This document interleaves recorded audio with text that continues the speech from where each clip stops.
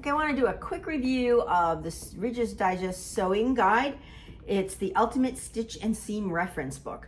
I gave this book a 4 out of 5. I think that it does a really good job on a lot of fronts, and it's missing a few key items that advanced beginners might want to consider. But as a basic beginner's sewing book, I think it's a really good place to start. So right off the bat, they talk about fabric and cutting and tools, and I think the tools that they list are very important, the tools that we all need. They fall down a little bit on the fabric portion because they have pictures of fabrics and then descriptions of fabrics. The descriptions are great, but they don't match up with the photos, and I think that you, as a beginner and even as an advanced beginner or an intermediate, if you don't know what a fabric is and you can't see it, it's really hard to make that determination. You know, is it a brocade or is it a tweed? And you can read the description, but it may not be able to you may not register it in your head. So that is an issue.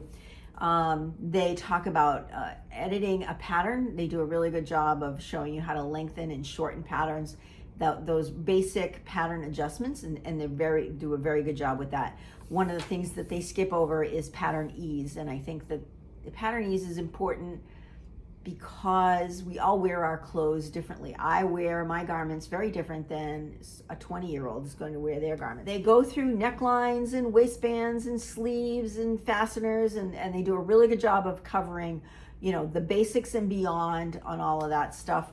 The pattern book is in conjunction with Simplicity, so all the patterns are from the Simplicity family.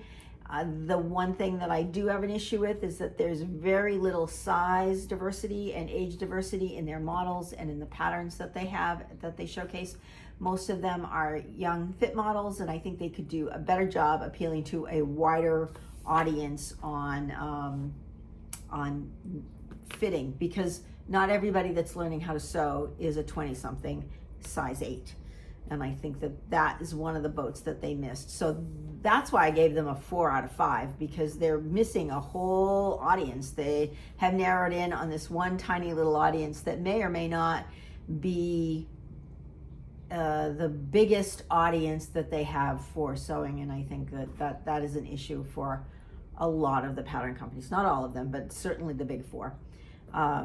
Which makes sense because they're owned by the same people. But anyway, good book, 4 out of 5.